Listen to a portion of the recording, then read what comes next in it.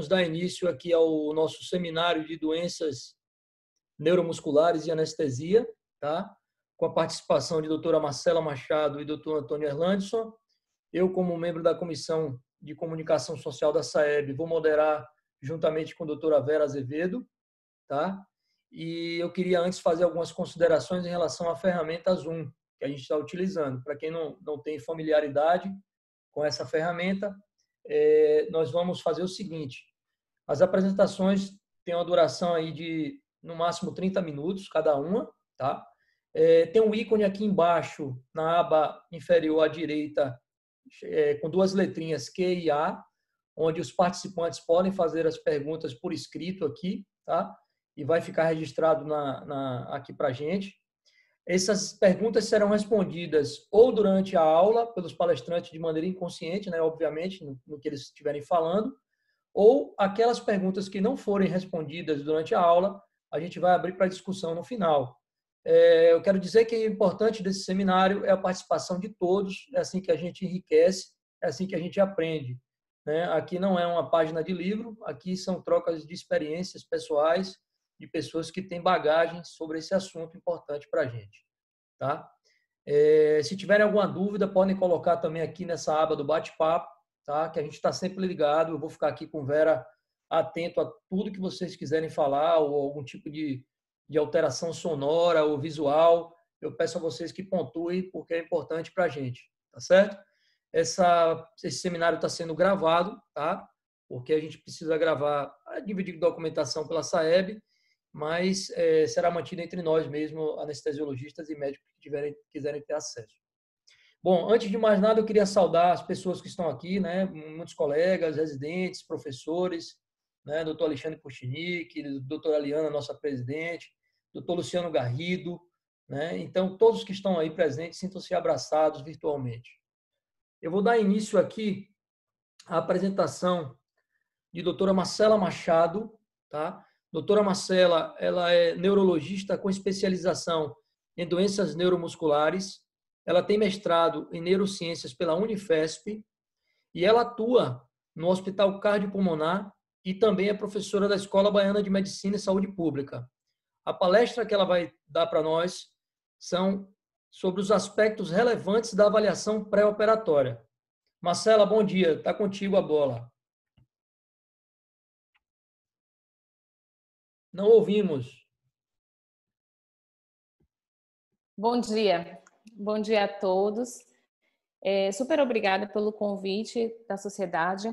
É sempre muito importante, é super prazeroso falar sobre doenças neuromusculares, porque são doenças raras, vocês sabem disso, são doenças muito negligenciadas. E quanto a gente tem a oportunidade de falar sobre essas doenças, isso é bastante bacana para a gente que trabalha com essas doenças. Eu vou falar um pouquinho do que eu imagino que seja importante, né, para que vocês tenham um pouco, né, desse conhecimento do que é esse universo da gente e o que a gente tem de preocupação como clínico na hora que a gente sabe que um paciente nosso necessita de um procedimento cirúrgico e por que a gente fica tão preocupado, né? Deixa eu só entrar. Eu não tenho nenhum conflito de interesse para essa apresentação e eu vou começar definindo o que são essas doenças neuromusculares, né? Na verdade, essas doenças são um grande grupo de doenças que acometem basicamente a unidade motora, né? E relembrando do ponto de vista anatômico, o que é essa unidade motora? É a unidade formada ali pelo corno anterior da medula, né? Os neurônios que saem desse corno anterior da medula formando a raiz anterior, a raiz motora, que vai através dos nervos periféricos e da junção neuromuscular, atuar na junção neuromuscular e fazer um evento de contração muscular no órgão efetor, que é o tecido muscular, como vocês estão vendo nessa figura. Faz parte ainda desse universo as raízes dorsais, as raízes sensitivas, e a gente vê grandes grupos de doenças aqui associadas a esse território anatômico. Claro que existem associações de doenças, né, como doenças que envolvem o sistema nervoso central, que também envolvem o periférico e central juntas, a exemplo da esclerose lateral amiotrófica, que é o nosso grande representante, e as doenças mitocondriais, que na verdade são doenças multissistêmicas, mas prioritariamente essas doenças aqui acometem essa unidade motora. É um grupo muito heterogêneo de doenças que têm variadas manifestações clínicas. Para vocês terem uma ideia, o nosso universo de neuromuscular é enorme. A gente vai desde doenças degenerativas, como a esclerose lateral amiotrófica, que é a doença mais conhecida, doenças adquiridas ou autoimunes, como Guillain-Barré, que é muito conhecido de vocês, miastenia graves, doenças inflamatórias musculares, como polimiosite, doenças musculares tóxicas, né, como associadas a estatinas, por exemplo, e as causas genéticas, que são a grande grupo se constituem. Essa atualização da tabela de agora, de dezembro do ano passado, né, todo ano a gente tem nesse Gene Table uma atualização de todas as doenças neuromusculares genéticas descritas. Hoje a gente tem 692 fenótipos diferentes com 395 genes. Aqui está o site, que eu acho que é bacana de quando vocês virem uma doença, vocês clicarem lá para ver que gene que está associado e muitas vezes se esse gene tem algum risco ou se essa doença tem algum risco do ponto de vista anestésico.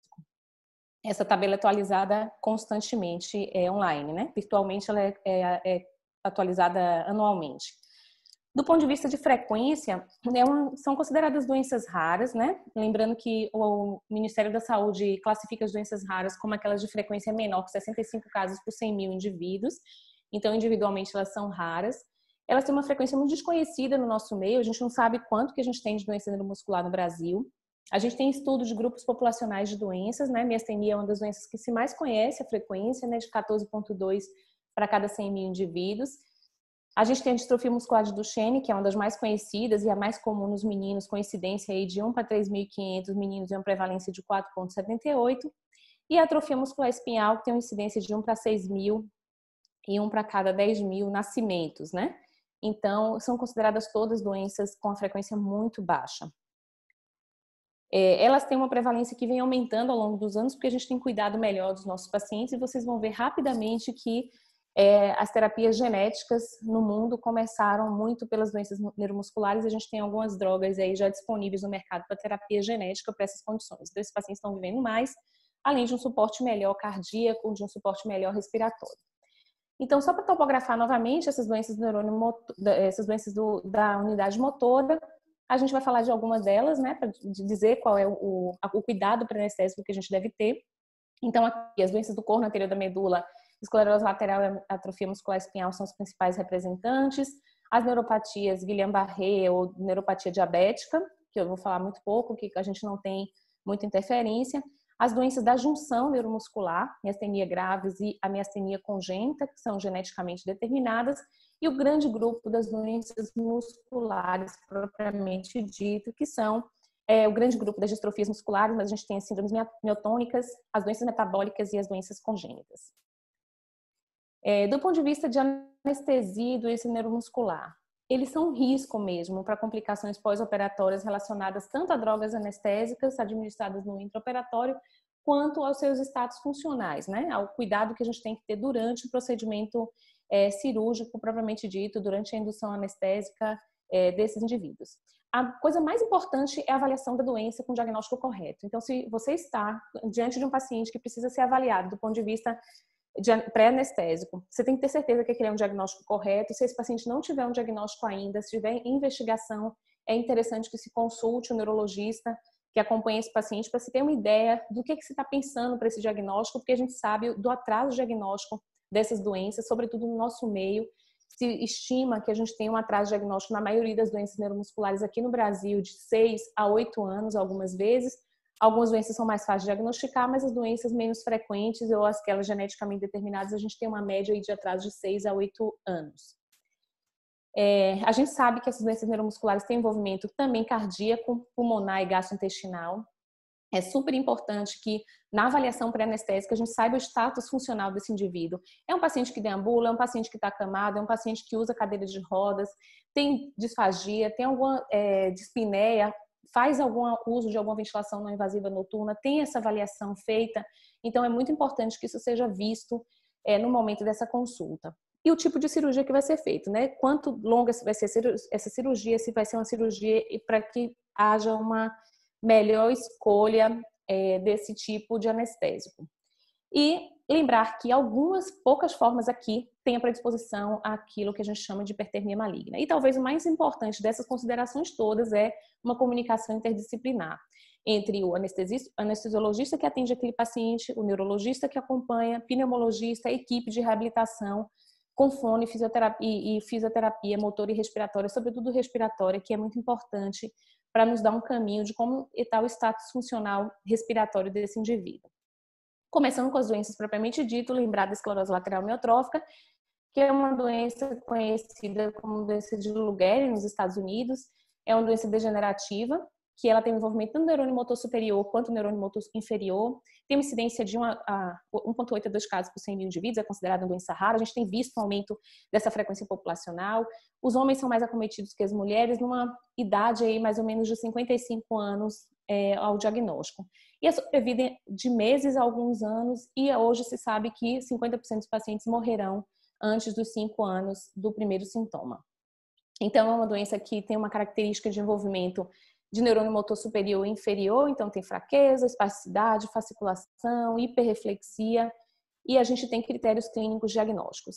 Então, é um paciente que pode se apresentar para vocês, por exemplo, com uma fraqueza nas mãos e que não tem diagnóstico de maneira assimétrica ou simétrica, como vocês estão vendo aqui.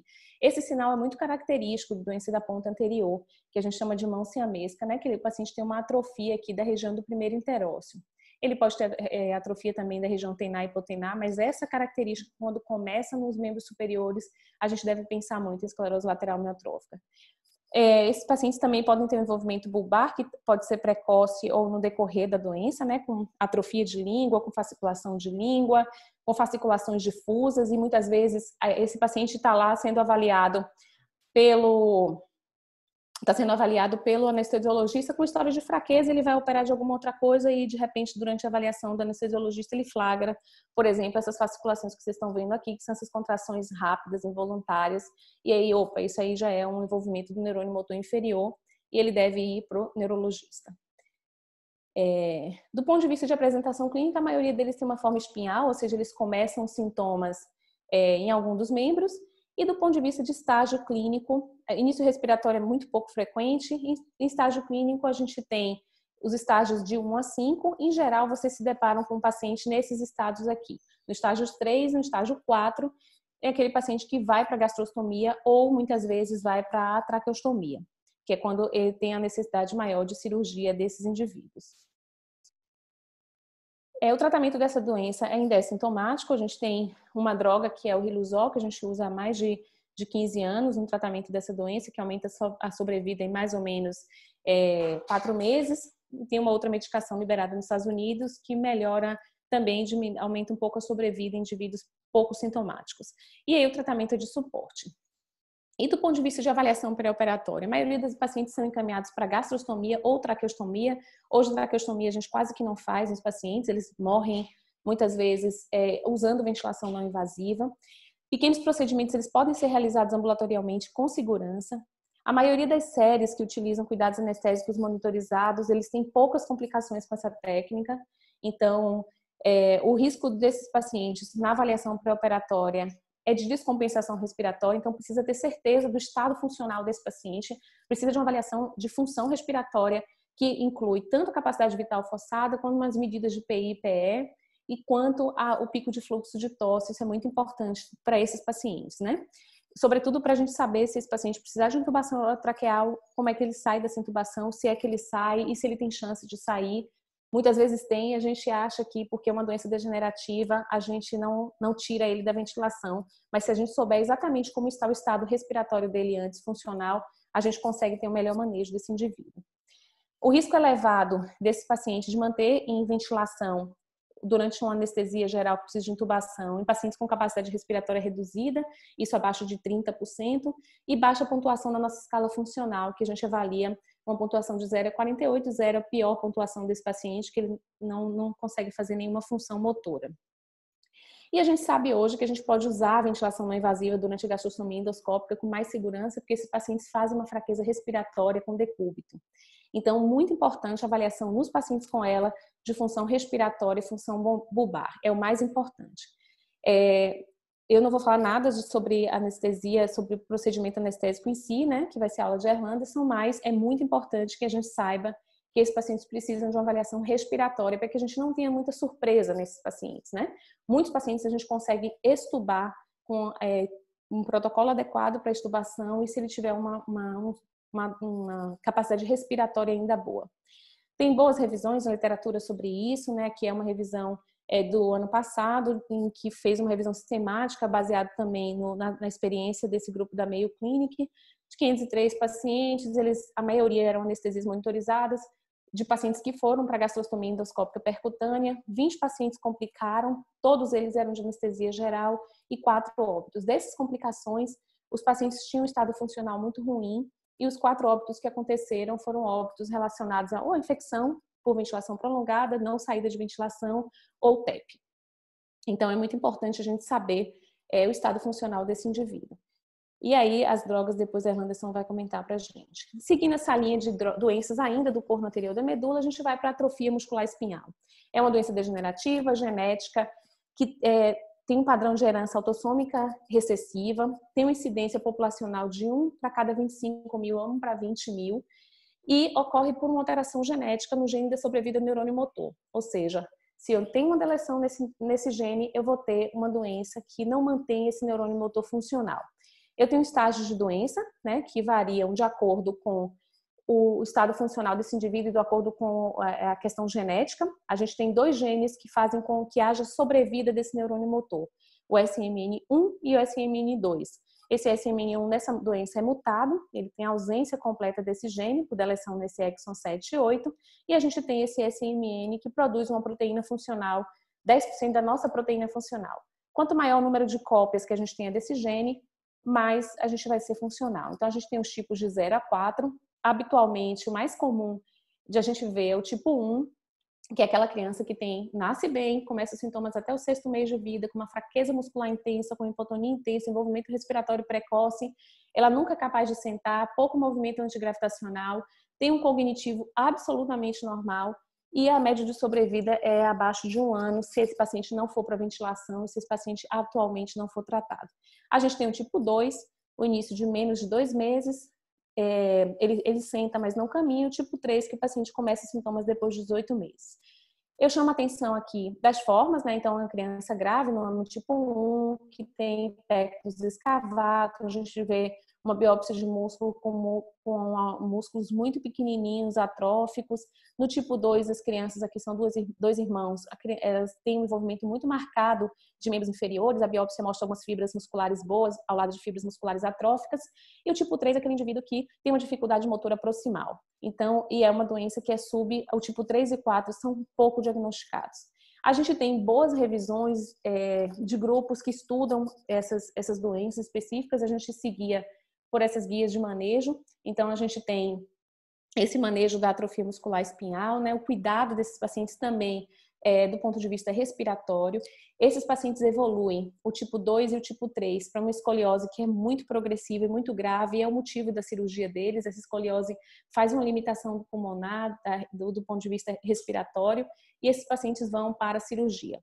Eles têm um envolvimento muito marcado respiratório no tipo 2 e 3, e isso é o que o anestesiologista no pré-operatório deve estar atento para ter certeza que essa avaliação foi feita. Esses pacientes também tendem a uma desnutrição e esses pacientes precisam de uma avaliação nutricional pré-procedimento. Eles desenvolvem uma escoliose grave, fazem uma coluna complexa e atualmente existe uma medicação que a gente faz nesses pacientes, então a gente precisa que esses pacientes tenham uma escoliose, tenham uma coluna que a gente consiga acessar, porque a medicação é dada por via intratecal. Esses pacientes fazem muita alimentação de abertura oral, então a dificuldade também na hora de intubação desses indivíduos.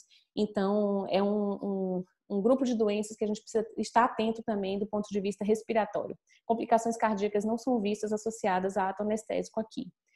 A gente tem opções terapêuticas da atrofia muscular espinhal hoje, tanto baseadas com oligonucleotídeo antissense, né, que a gente faz com que aumenta a produção, vou falar só em linhas gerais, da proteína que está ausente no SMN1, fazendo com que o SMN2 produza essa proteína. E a gente tem terapia gênica. Hoje em dia já foi aprovada nos Estados Unidos, na FDA, por essa tabela vocês veem, que a gente tem uma aprovação, que é aqui, essa medicação, que é o Zolgensma, um nome estranho danado, de crianças para a terapia gênica de reposição com vetor viral, né? De correção gênica mesmo. Aqui no Brasil a gente já tem esse Spirasa, que a gente usa de maneira intratecal nesses pacientes, com uma boa recuperação funcional desses indivíduos. Então hoje o Ministério da Saúde libera para exames tipo 1 e por tipo 2 e 3 a gente vai ter também uma liberação que a gente chama com risco compartilhado. Então esses pacientes precisam de uma coluna estável, então eles vão operar muito mais agora, né? Porque antigamente não se fazia muita coisa por essa coluna, só quando tinha envolvimento respiratório, mas hoje com essa possibilidade terapêutica, essas crianças estão indo para cirurgia de escoliose um pouco mais cedo. Saindo desse escopo ali do corno anterior da medula, indo para a junção neuromuscular, a gente tem a miastenia gravis, que é a doença mais comum da junção neuromuscular, ainda assim é considerada uma doença rara, mais frequente em mulheres. Os sintomas mais comuns, fadiga, fraqueza, flutuante, está associada a timoma em 25%, em 15% dos casos e 20% dos pacientes têm um envolvimento respiratório. Então, os sinais clássicos dos pacientes, eu vou abrir os vídeos aqui, são uma fraqueza flutuante. Então, é um paciente que você estimula, né, vem para pitose com você, vai fazer uma cirurgia qualquer, você não tem diagnóstico, o estímulo, a fadiga faz com que esse paciente faça uma pitose, por exemplo. Ele está olhando para cima, olhando para cima, olhando para cima e cai a pálpebra. Aqui, um paciente com fraqueza bulbar de língua, né, que é fácil de vocês verem, né, o paciente não consegue fazer elevação de língua, ele lateraliza a língua, mas não eleva, tem uma fraqueza também de orbicular de lábio, e o teste que a gente faz aí em consultório é quando a gente tem uma ptose palpebral, a gente coloca gelo, a gente inibe pela temperatura a acetilcolinesterase temporariamente e esse paciente consegue abrir o olho de maneira mais efetiva. A fraqueza, então, muscular é sempre flutuante, o envolvimento ocular é frequente com diplopia, a fraqueza é mais simétrica e mais proximal, a gente tem uma assimetria de músculos oculares e a flutuação dos sintomas mais importantes durante o dia. A gente tem subgrupos, né, de início precoce e início tardio, a gente tem visto muito idosos hoje começando miastenia, então ficar atento a esses sintomas. Timoma está associado, né, ali como eu já falei, a gente tem as formas tanto generalizada leve quanto grave de instalação mais tardia. Então, é importante que a gente veja qual é a forma que esse paciente se apresenta para a gente. Do ponto de vista de considerações anestésicas, a gente sabe que em cirurgias eletivas a gente deve fazer com que os pacientes deve fazer cirurgias eletivas em pacientes em fases estáveis de doença, ou seja, está bem medicado, ele está estável, está sem evento de crise respiratória, de crise bulbar, eles podem ir para a cirurgia eletiva. Em cirurgias que são necessárias, esse paciente está descompensado. Descompensado como? Com sintomas bulbares proeminentes e sintomas respiratórios. A gente pode utilizar a plasmaférese e imunoglobulina no pré-operatório. Lembrar que a plasmaférese tem uma interferência aí com droga e a imunoglobulina é mais segura para esses pacientes no pré-operatório imediato antes da cirurgia. A avaliação bulbar é muito importante nesses pacientes, né? A avaliação respiratória com espirometria. Lembrar que esses pacientes usam corticoide de maneira crônica, na grande maioria das vezes, ou usaram, ou fazem uso. E esses pacientes, quando entubados durante uma sedação, durante anestesia, o que eles são os fatores preditores de que no pós-operatório eles vão ter dificuldade de tubação? Se eles têm mais de 6 anos de doença, se ele já teve uma disfunção respiratória prévia, se ele faz dose elevada de pirostigmina, sobretudo acima de 750, com risco de crise colinérgica, e se ele tem uma capacidade vital reduzida abaixo de 50%. Então, o que o anestesiologista tem que ter cuidado? A parte respiratória, novamente, para esses indivíduos, tá? Isso é muito importante que seja feito, e seja feito de uma maneira completa, né? Não só uma espirometria simples, a gente faz um espiro, PI, PE e pico de fluxo de tosse. Então, se esse paciente está descompensado e a cirurgia foi letiva, ele vai para o neurologista para tentar compensar ele antes desse ato anestésico. Indo para as doenças musculares propriamente dita, a distrofia muscular de Duchenne é a mais comum, é uma doença mais infantil, mais comum, ligada ao X, é resultante da mutação no gene da distrofina, que é uma proteína aqui do arcabouço de fibra muscular, uma proteína muito importante para a gente, uma proteína tanto de sinalização, quanto uma proteína que faz uma sustentação celular, então é uma proteína de sinalização também, uma proteína mais importante que a gente tem, talvez, aí nesse evento todo de contração.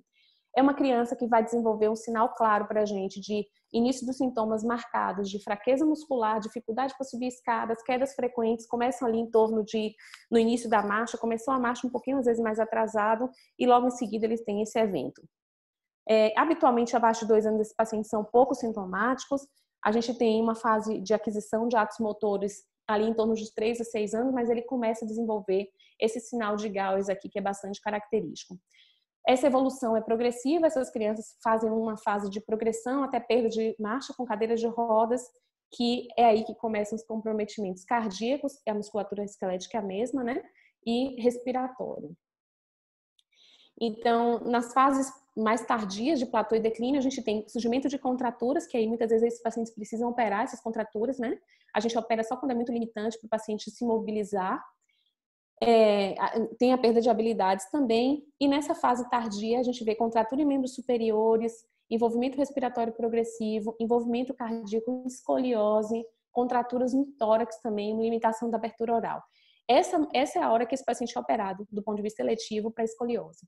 Ele pode, ou para fraturas, né? Que aqui eles começam a desenvolver uma osteoporose nessas fases mais tardias, e eles podem ter fraturas com eventos de queda, mesmo em cadeira de rodas, às vezes eles caem e fazem fratura ou fratura espontânea, que em geral não são cirúrgicas, né? Mas as fraturas hoje em dia de crianças com Duchenne, elas são orientadas a que se esse indivíduo ainda anda, elas serem mais cirúrgicas para que esse paciente não fique tanto tempo imobilizado. Então, quando vocês estão vendo uma criança que a mãe conta que tem história, então vai fazer uma cirurgia eletiva de qualquer outra coisa, tem uma história de que tem uma fraqueza muscular, doutor, ele não é tão igual minhas crianças que são deles. Uma coisa que a gente sempre fala lá para os residentes é: põe essa criança no chão e vê como essa criança se levanta, né? Se for uma criança que vai se levantar dessa maneirazinha aí, que é esse clássico sinal de Gauss, isso daí seguramente é uma distrofia muscular.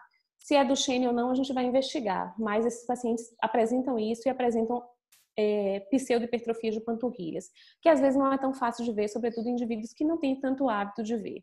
Então, esses pacientes começam com quedas frequentes, atraso de marcha, fazem uma marcha com hiperlordose, e no Becker, que é a forma mais branda dessa doença, né, vamos dizer assim, do ponto de vista motor, o paciente tem uma cardiopatia muito marcada, que é desproporcional à fraqueza, e vocês veem aí a grande dificuldade que ele tem para se levantar de um local baixo, né? Mostrando que ele tem uma fraqueza muscular proximal. Então, durante a entrevista, talvez fazer uma anamnese dirigida e botar esse paciente para sentar em lugares um pouquinho mais baixos, quando eles se queixam de fraqueza, e vocês veem esse levantar miopático, que é bem característico das distrofias musculares, né? O diagnóstico é sempre por pesquisa de mutações no gene da distrofina, a gente faz isso de rotina. Nos pacientes, o CPK vai sempre estar muito alto, em torno de 50 a 100 vezes o valor normal. Isso não contraindica nenhum procedimento cirúrgico. Eles vão ter também elevação de SDLT, que é do músculo, não hepática, né? E o diagnóstico é dado, mais uma vez, pelo estudo molecular. A gente tem alguns algoritmos diagnósticos. Eu acho que tem alguém com o microfone ligado. E a gente tem guias de manejo desses pacientes, né? Que a gente seguia, tem uma publicação do Lancet Neurology de 2018 e aqui na Arquivos de Neuropsiquiatria do ano passado, que é o que a gente seguia para cuidar desses pacientes.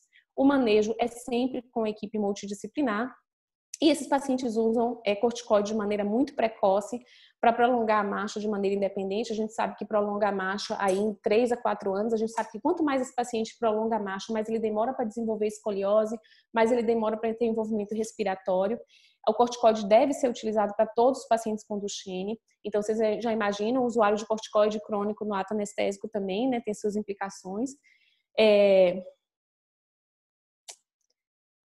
Atraso no surgimento de deformidades em membros inferiores e colunas. Eu acho que eu tive um probleminha aqui na minha apresentação, só por isso, né?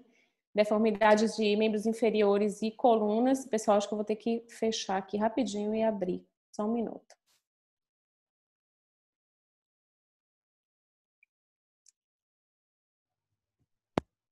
Desculpem, gente, realmente, eu acho que é porque ficou muito carregado também. Eu botei um monte de vídeo, porque eu acho que é quando a gente mais mostra esses indivíduos para todo mundo, né? Deixa eu chegar lá na minha. Onde foi que eu estava? Então, as condições, as considerações pré-operatórias que a gente se baseia nesses guidelines que a gente utiliza, né? Então, as principais cirurgias que esses pacientes fazem são escoliose, fratura e retrações de tendão de Aquiles, sobretudo, ou de joelhos, para poder deixar esses pacientes um pouco melhor para sentar na cadeira de rodas. Esses pacientes têm uma via aérea difícil, na maioria das vezes, porque eles têm uma escoliose grave, se não for adequadamente tratada, né?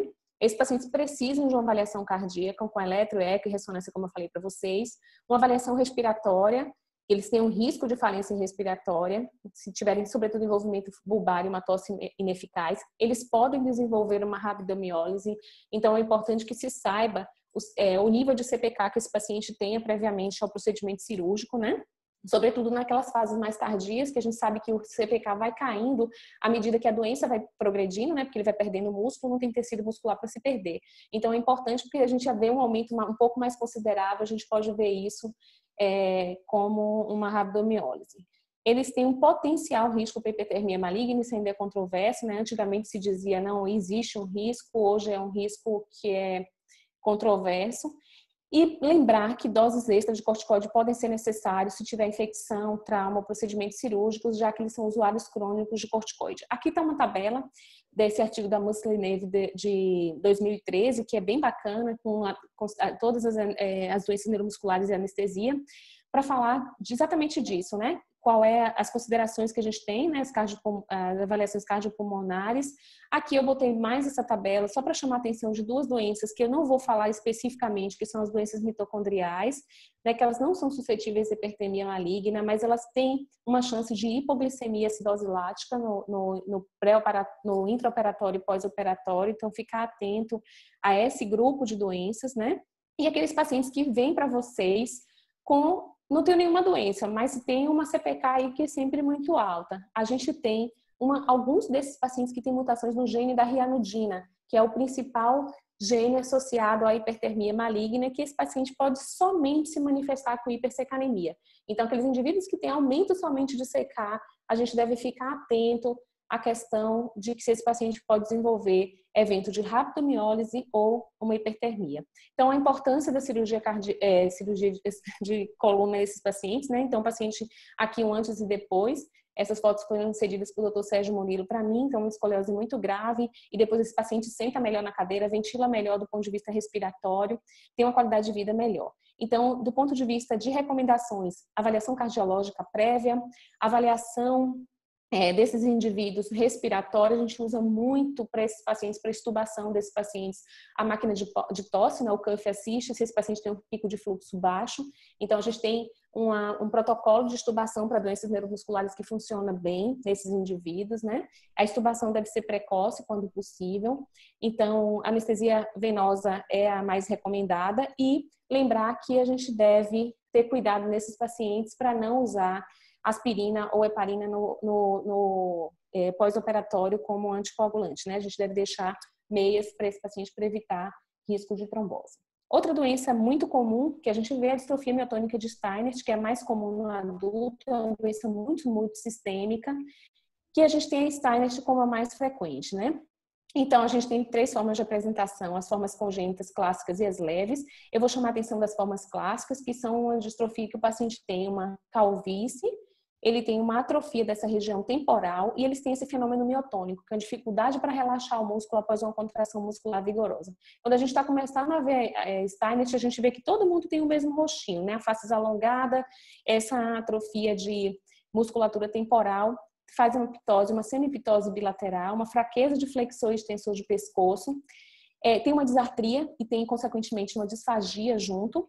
E a maioria dos pacientes desenvolve os sintomas na fase adulta. Por que eu estou chamando a atenção do Steinert? Porque às vezes ele só tem esse fenômeno aqui, que é da miotonia. Às vezes ele fala que eles são um pouco mais fracos na hora de fazer um evento motor. Eles falam, na hora que eu vou pegar alguma coisa, eu tenho dificuldade para soltar essa coisa, porque ele tem uma miotonia, que é uma dificuldade de relaxamento após uma contração muscular.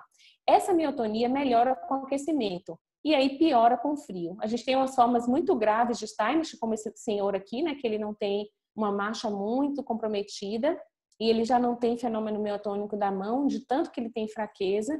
Então, esse aqui é um teste que vocês podem fazer no consultório. O paciente diz que ele é mais fraco, pede para fechar a mão, ele vai abrir a mão de maneira um pouco mais lentificada. Qual é o impacto disso, né?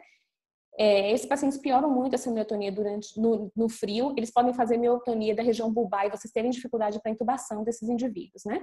Então, é um envolvimento multissistêmico, a gente tem catarata muito precoce, então esses pacientes operam essa catarata, Eles têm envolvimento respiratório, eles têm uma hipoventilação noturna e o envolvimento cardíaco, que é desproporcional ao envolvimento neurológico. Então, às vezes, o paciente só tem uma miotonia com uma alteração cardíaca, de ritmo cardíaco, que às vezes não é detectado. Esses pacientes têm mais risco de morte súbita e, às vezes, na família tem história de morte súbita. Lembrar que todas as doenças neuromusculares, sobretudo as distrofias musculares, elas têm um envolvimento respiratório por fraqueza de músculos respiratórios, que aumenta a morbimortalidade, né? Eles têm muito distúrbios de sono e a gente avalia esse paciente de toda a função pulmonar com capacidade vital, oximetria, picos de fluxo de tosse, e esses são os marcadores de indicação de ventilação não invasiva para os nossos pacientes. Nossos pacientes têm vivido mais por essas indicações de ventilação não invasiva, que são essas aqui.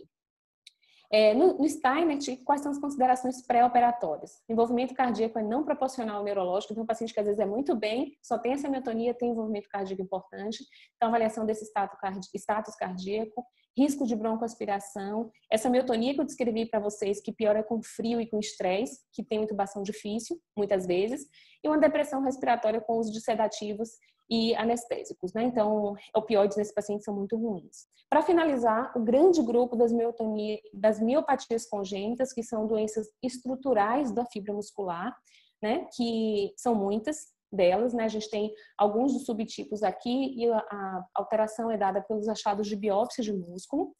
As características clínicas, em geral, são crianças que nascem com hipotonia, elas podem até ter desenvolvimento motor adequado, atrasam um pouco esse desenvolvimento, adquirem marcha algumas delas, mas tem uma história de fraqueza que, em geral, é desde a infância ou no início dessa infância. É um paciente que tem baixo peso, pode ter contratura articular e tem uma face que a gente chama de miopática, que é bastante característica, que essa face alongada, bastante alongada, o paciente com baixo peso pode desenvolver uma escoliose severa. O diagnóstico é dado pela biópsia de músculo e por teste genético. Eles fazem um palato elevado, que isso também é ruim na hora de necessidade de intubação desses indivíduos. Então, aqui são outros pacientes, né, que podem nascer, essa menininha mesmo vai para uma cirurgia de coluna, uma coluna bastante complexa, com pectus carinato, né, mas olhem a face, assim, sempre alongada desses pacientes e um baixo peso. E eu quero chamar a atenção também que essas miopatias congênitas, elas podem se manifestar apenas no início de artrogripose, né? Uma luxação de quadril, um pé torto, uma dificuldade para extensão de dedos.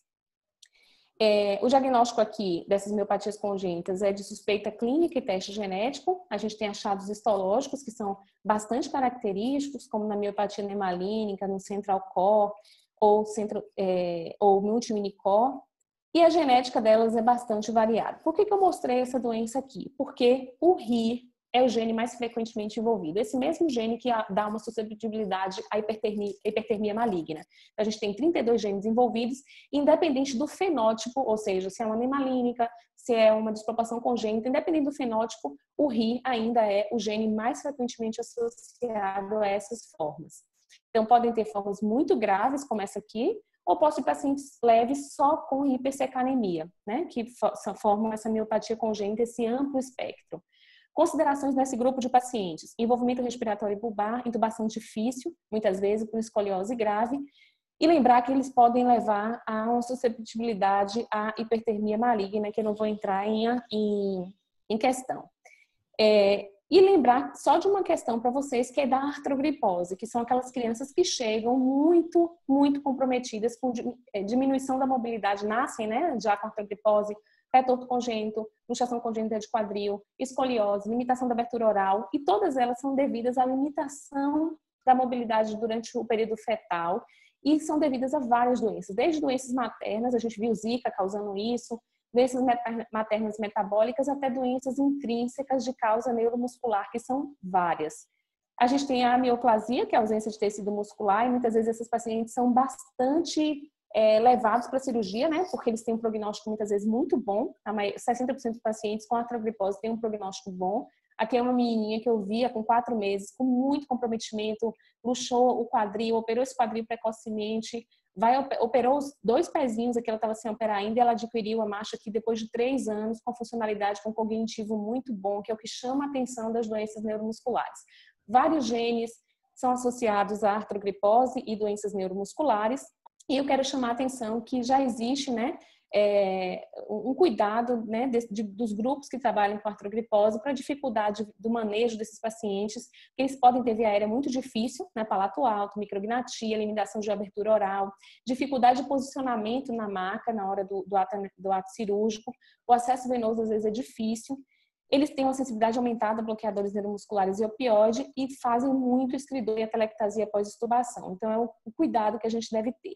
E, para finalizar, só um caso clínico de uma criança que foi para a gente com esse menininho, tinha um cognitivo preservado e nasceu com artrogripose, né, contraturas articulares múltiplas, já tinha submetido a vários procedimentos cirúrgicos, porque ele nasceu com luxação de quadril, nasceu com pé torto, foi corrigido, e durante a investigação tinha um CPK normal, enzimas musculares normais, eletromiografia com padrão miopático, e a mãe contava uma história de uma fadiga durante a infância, era mais molinha, demorou um pouquinho de andar, e ele tinha, na verdade, uma doença do multiminicó associada ao gene do RI1. Ou seja, vocês encontram uma criança com artrogripose, tem que considerar como suscetível à hipertermia maligna, independente desse diagnóstico, porque muitas vezes as crianças não têm diagnóstico.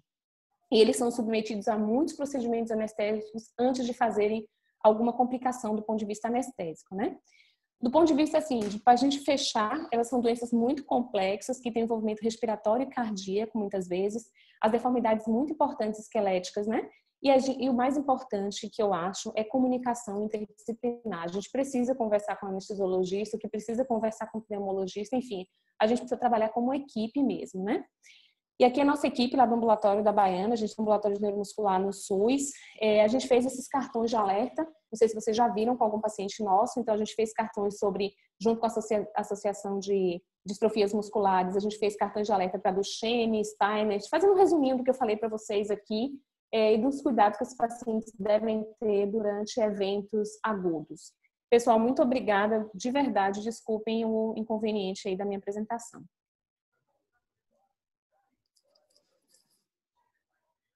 Maron?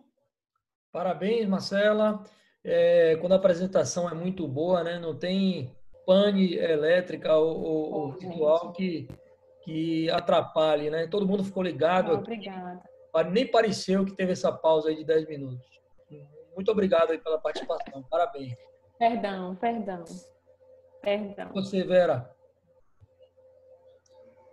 Marcela, parabéns. Maravilhosa a sua aula. Só que me deixou um tanto quanto apavorada. Tá? Agora a gente vai ter um outro olhar sobre os pacientes com doenças neuromusculares. Muitas vezes somos pegadas desprevenida, tá? Eu acho que é isso que vai ficar de alerta para todos que estão aqui assistindo, que por sinal são 66 pessoas, sábado, neste horário, também não tem praia nem shopping, né? Então, tem aí uma boa desculpa para assistir uma boa aula. Voltando agora à apresentação de Erlandson. Erlandson, agora a bola é com você. Ao final, nós vamos discutir sobre a apresentação de Marcela, sua.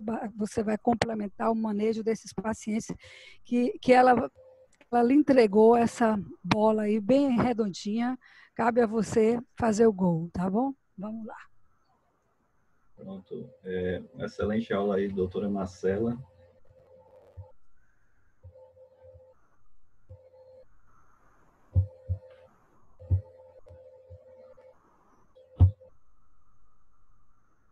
E compartilhando a aula. Gostaria de agradecer à SAEB pelo convite, por esse tema tão relevante na nossa especialidade.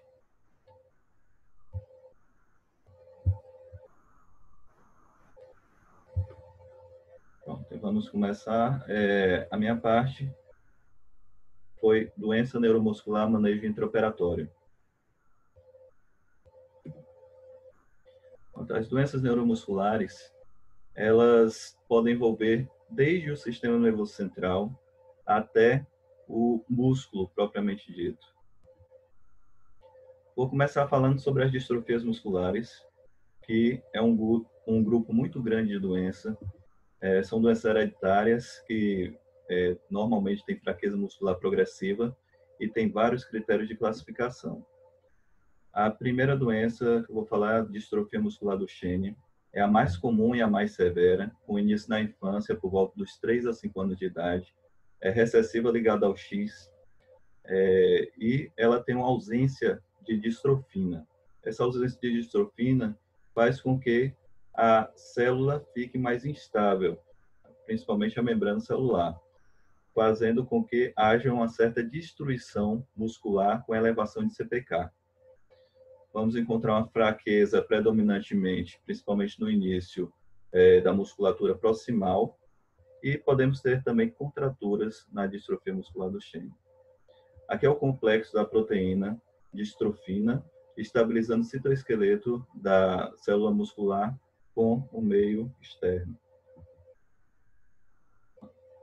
A distrofia muscular do Duchenne, nós vamos ter aquela marcha gingada que a doutora falou, em que vamos ter uma atrofia de quadril, de nádegas, de coxa, uma redução do tendão de Aquiles e uma atrofia também, uma fraqueza da cintura escapular.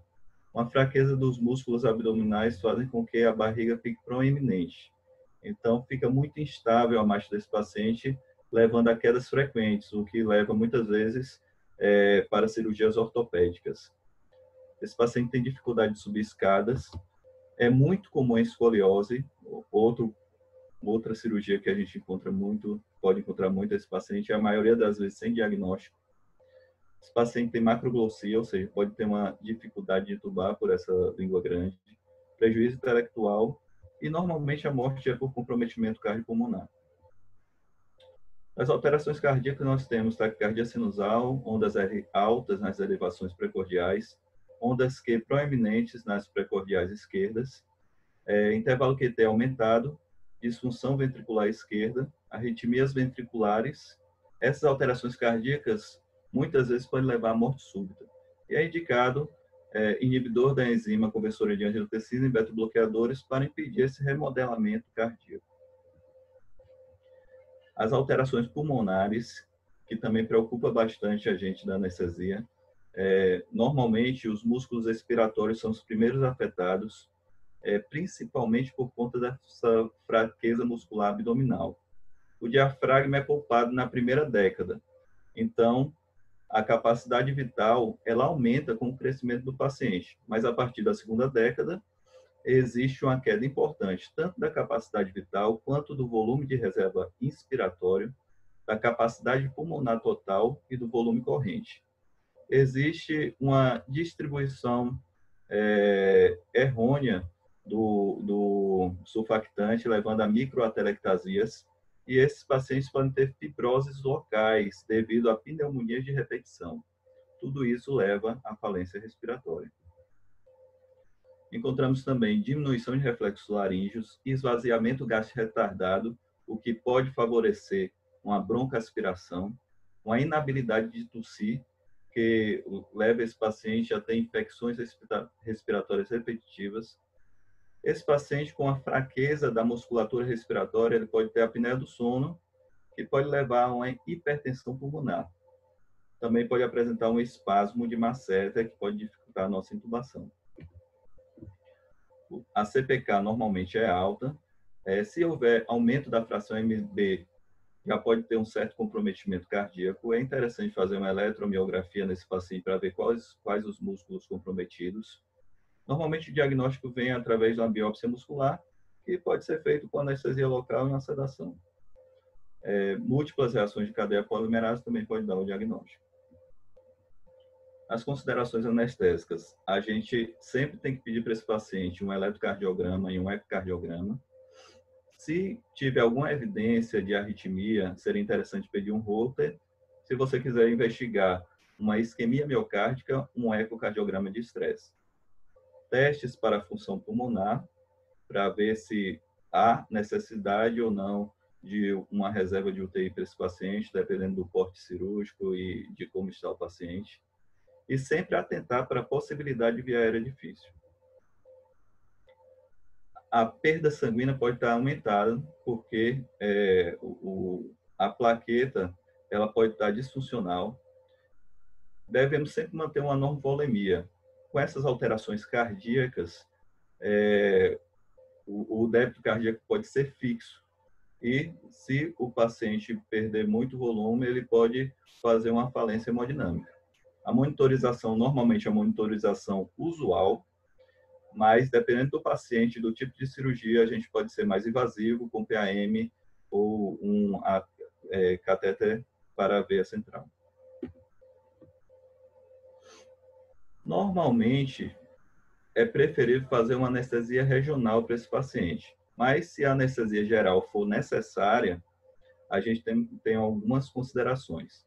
A succinilcolina é contraindicada, primeiramente porque ela pode levar a uma rabdomiólise intensa com liberação de potássio e uma parada cardíaca em assistolia. Independente dessa relação, possível relação da doença com a hipertermia maligna, que hoje em dia é incerta. Relaxante neuromuscular, a despolarizante pode ser usado, mas com a monitorização adequada, de preferência com o uso de TOF. O que nos deu uma certa facilidade no manejo desse paciente foi o Sugamadex, que reveste relaxantes do tipo esteroide, principalmente rocurônio. Os opioides devem ser usados com cautela, dose pequena, de preferência opioides de rápido metabolismo, como o remifentanil. E devemos evitar os anestésicos inalatórios nesse paciente, porque como a célula é instável, ele pode favorecer também a rabdomiólise e aumento de potássio, levando também à parada cardíaca. O propofol pode ser usado com cautela, porque esses pacientes podem ter comprometimento cardiovascular importante, mas ele pode ser utilizado. Então, no pós-operatório, o risco aumentado é para comprometimento respiratório. Então, sempre quando tiver esse risco para comprometimento respiratório, tem que deixar uma reserva de UTI. No pós-operatório, se o paciente tiver algum desconforto, inicialmente pode-se iniciar um BiPAP com ventilação não invasiva para evitar uma reintubação. Se o volume corrente for maior do que 30% do predito, a gente pode tentar extubar esse paciente imediatamente após a cirurgia, se tudo correu bem. Esse artigo publicado no Pediatric Anesthesia, em 2013, ele avaliou 117 exposições à anestesia de pacientes com distrofia muscular Duchenne ou Becker. Então, são 47 pacientes. Desses 47 pacientes, foram 117 procedimentos anestésicos. Esses pacientes apresentavam algumas comorbidades, principalmente do ponto cardiopulmonar, e eles foram submetidos a diversas cirurgias, desde ortopedia até monitorização assistida para radiologia. Foram submetidos a tanto a anestesia venosa quanto a anestésicos inalatórios. Foram utilizados vários tipos dos anestésicos inalatórios, desde a alotana a desflurana, e em 2 casos foram utilizados succinilcolina.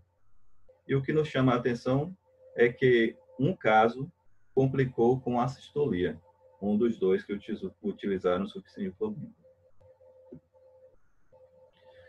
Tivemos 7 complicações graves desses 117 procedimentos. Dessas 7 complicações graves, 6 foram por conta da gravidade do paciente ou por conta da cirurgia em si. Apenas uma ficou para anestesia, que foi um paciente de 19 anos, que não tinha diagnóstico, e foi fazer uma odontectomia sobre succinilcolina e isofurano. Ele fez um ataque cardíaco complexa e fez uma assistolia hipercalêmica, o potássio chegou a 8,3. Inicialmente foi feito dantrolene, pensando em hipertermia maligna. O CK subiu para 53.350, não tinha CK prévio para comparar. Foram feitas as medidas de reanimação e esse paciente ficou hospitalizado 7 dias e teve um diagnóstico subsequente de distrofia muscular de Becker.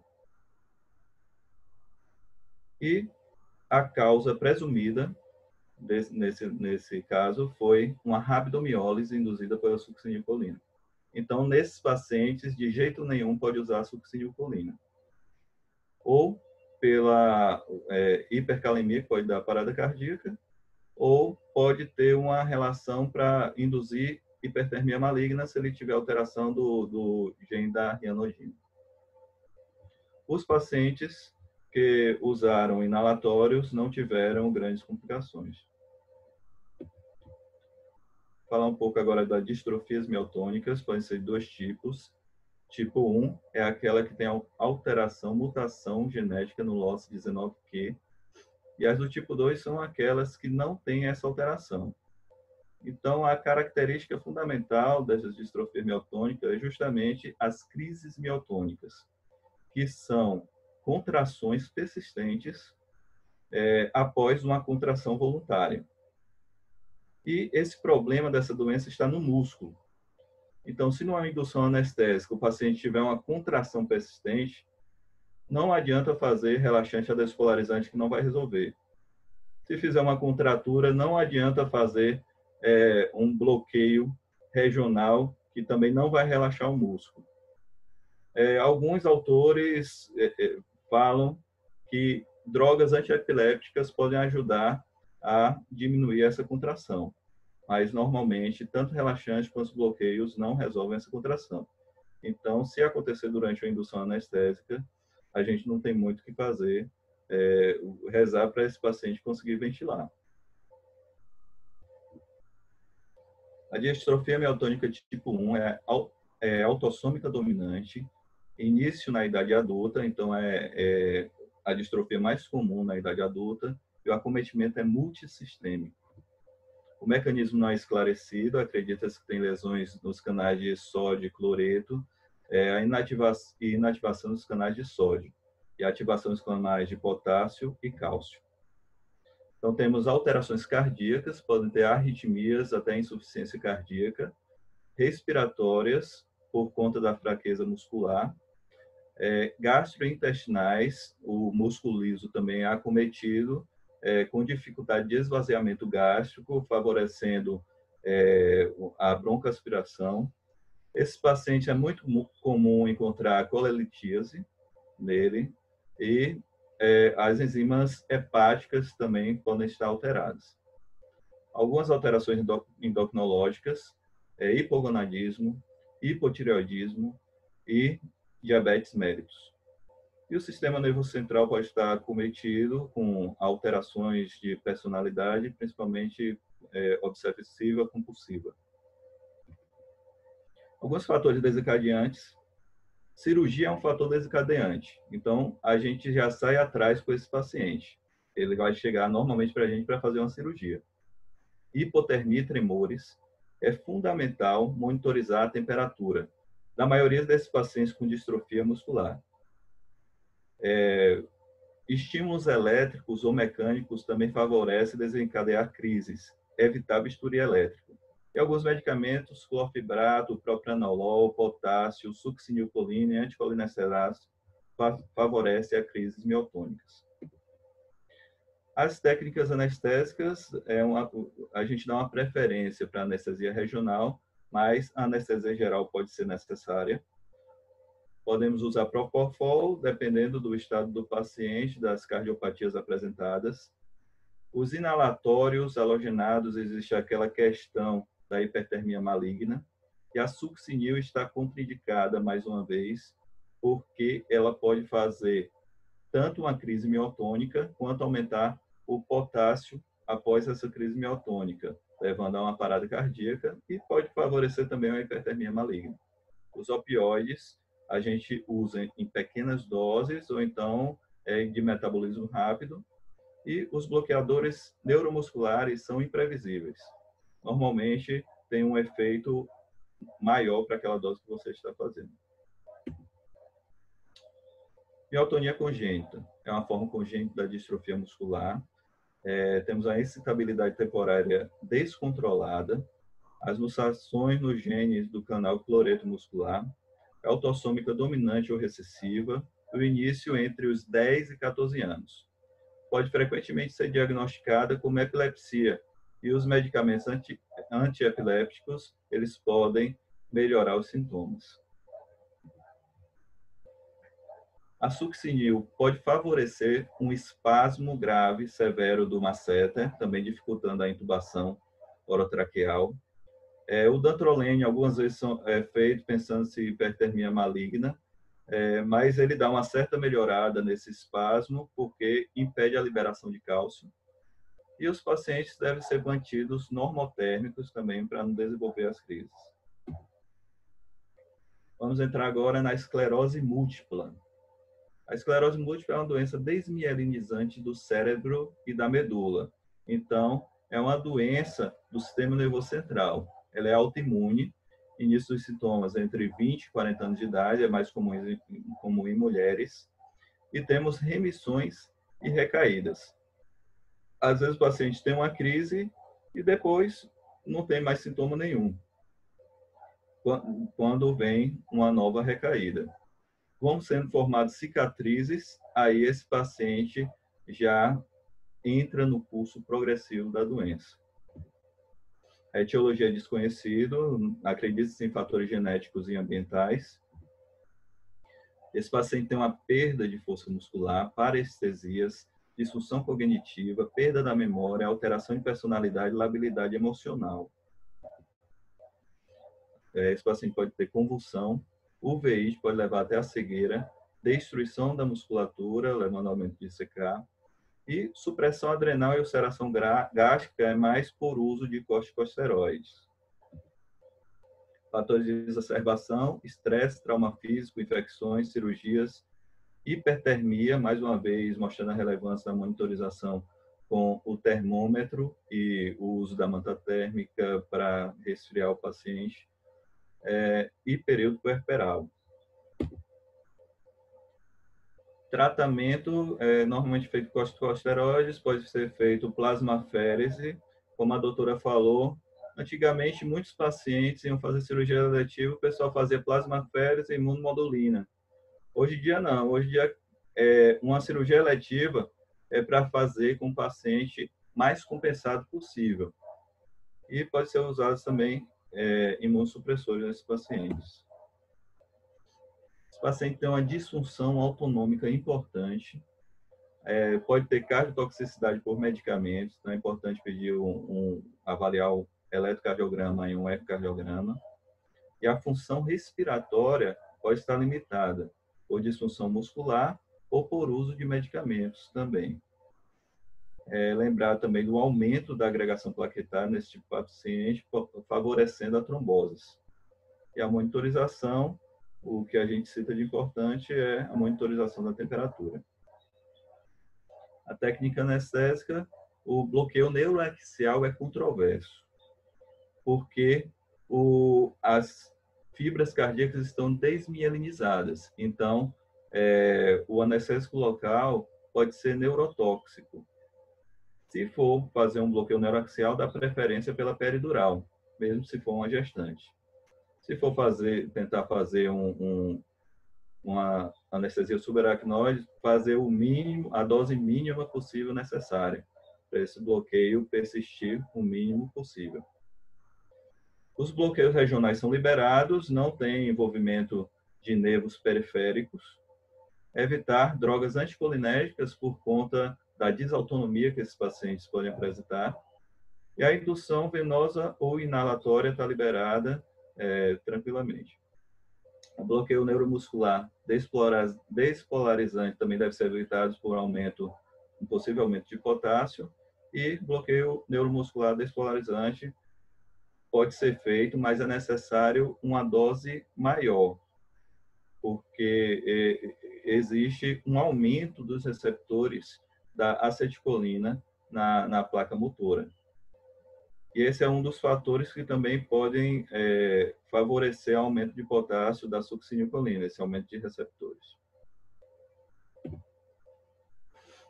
Aqui é uma revisão sistemática em que os autores quiseram pegar pacientes com esclerose múltipla que fizeram anestesia neuroaxial, raquianestesia, peridural, anestesia caudal e ver quais os efeitos disso. Então, foram 26 relatos de casos e 11 séries de casos. Tiveram algumas complicações. Juntando todos esses relatos, tivemos 231 pacientes. Em 10 pacientes foi vista a piora da esclerose múltipla. 9 pacientes que não tinham diagnóstico tiveram um diagnóstico após o bloqueio de neuroeixo, que começaram a desenvolver sintomas quando fizeram a investigação, era a esclerose múltipla. Mas nada sem clara relação causa-efeito. Então, é possível fazer um bloqueio de neuroeixo, como eu já falei, uma anestesia subaracnoide, se você quiser fazer, tem que fazer a menor dose possível e dar preferência para a peridural. Esclerose lateral miotrófica é a doença do neurônio motor, né? Neurônio motor superior, neurônio motor inferior. Tem uma degeneração do corno anterior e nervos periféricos e envolve também o núcleo motor do tronco. O início dos sintomas são mais tardios, em torno dos 40 a 50 anos de idade. Os homens são mais afetados e fala-se de uma mutação na superóxido dismutase que pode favorecer esse comprometimento dos neurônios. A fraqueza muscular progressiva tem espasticidades, hiperreflexia de membros inferiores, atonia muscular. Essa fraqueza, espasticidade e hiperreflexia são sinais de neurônio motor superior. Atonia muscular, câimbras, fasciculações de neurônio motor inferior. Disartria, disfagia, atrofia de língua são sintomas bulbares. Então, quando ela perguntou como vou avaliar se o paciente tem sintomas bulbares, está aí, disartria, disfagia, atrofia de língua. E esse paciente pode ter uma falência respiratória e morte.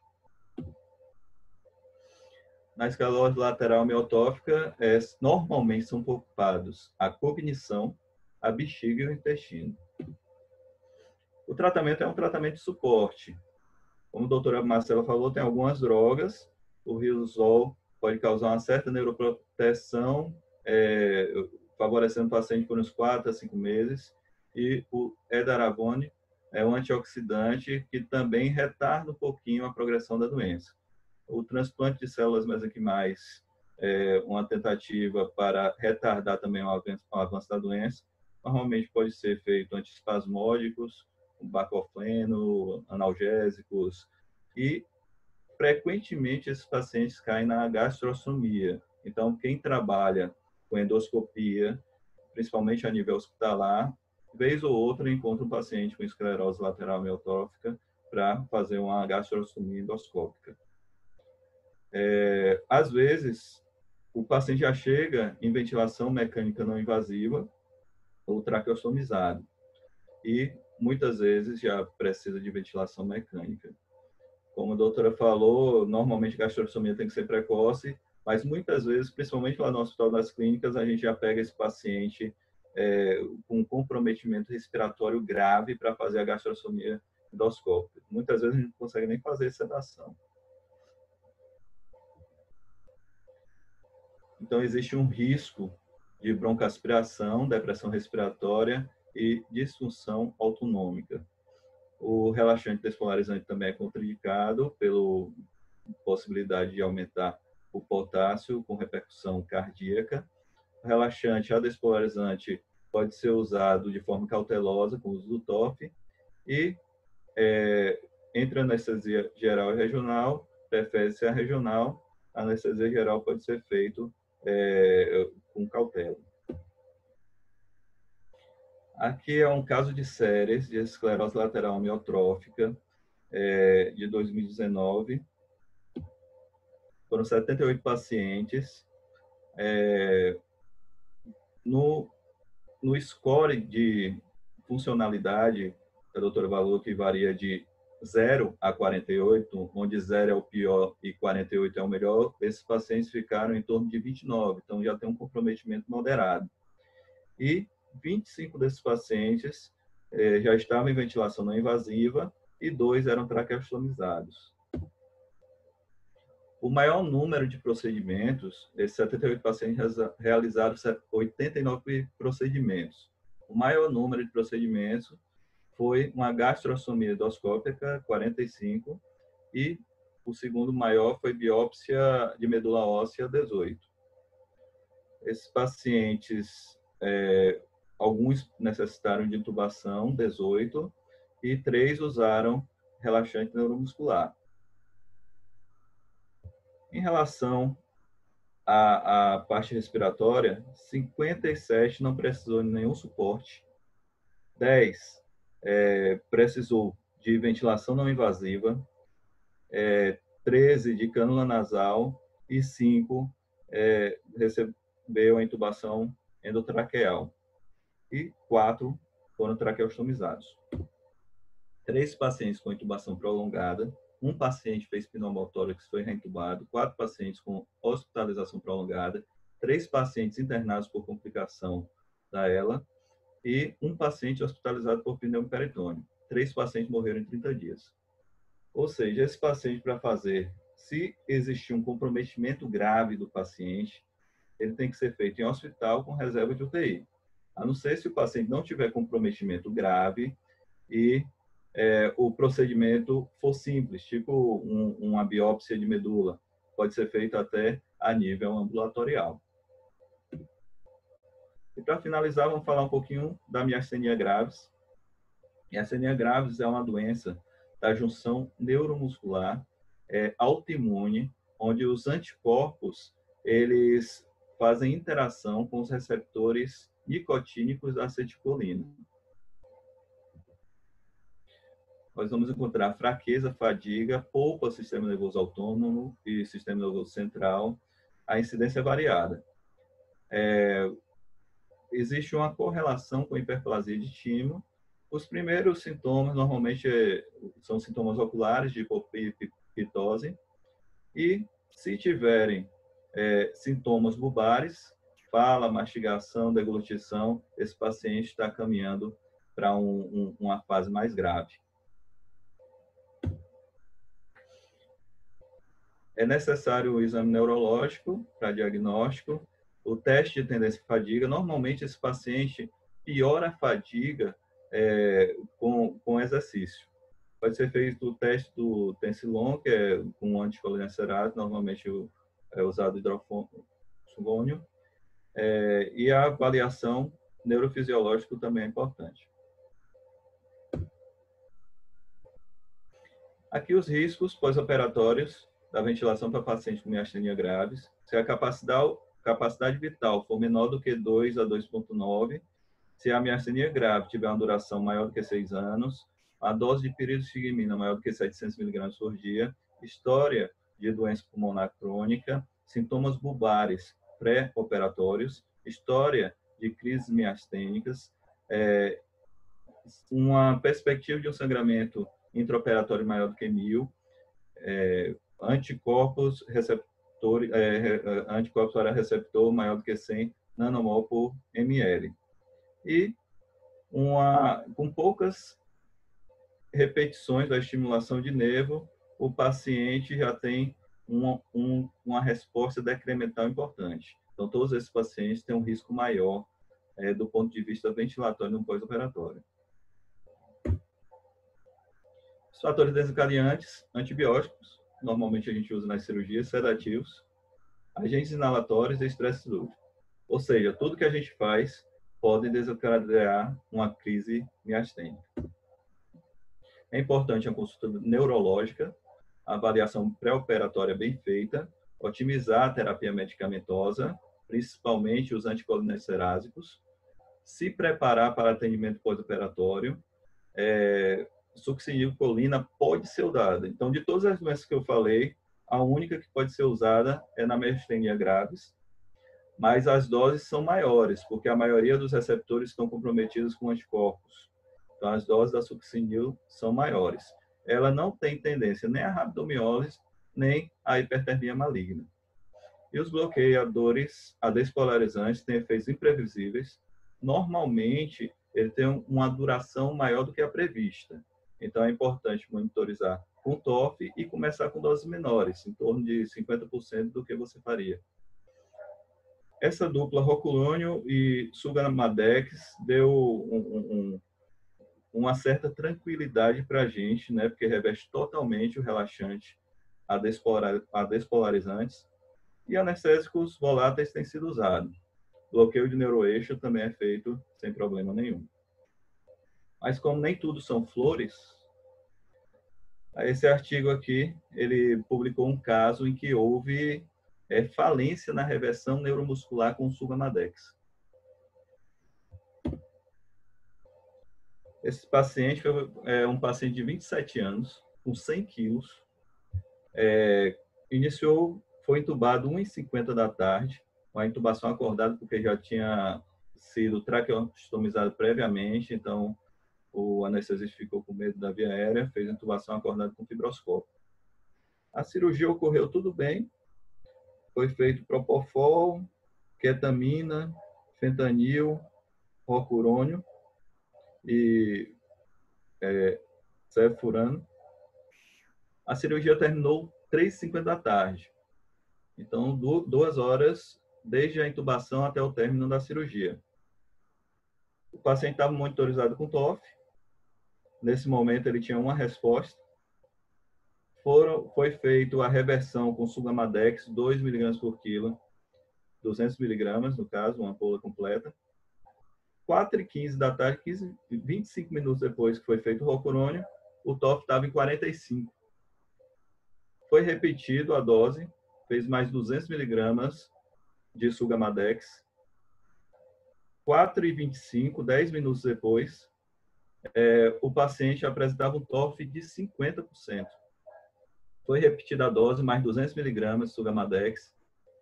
10 minutos depois, o TOF ainda estava em 60%. E 4h40, fez mais uma dose, mais 200 mg, totalizando 800 mg de Sugamadex, e o TOF não saiu de 60%. Então, decidiram fazer neostigmina. Foi feito neostigmina, e 10 minutos depois, o TOF foi para 100%. Então, acredita-se que esse paciente não estava com tratamento adequado com a piredostigmina e a aceticolina não estava conseguindo, estava sendo metabolizada, né? Então, mesmo fazendo Sugamadex, é importante ter a monitorização com TOF, porque você pode fazer, estubar e ter uma surpresa desse tipo. O paciente não ter força para respirar. Então, era isso, pessoal. Eu espero que tenha contribuído com alguma coisa.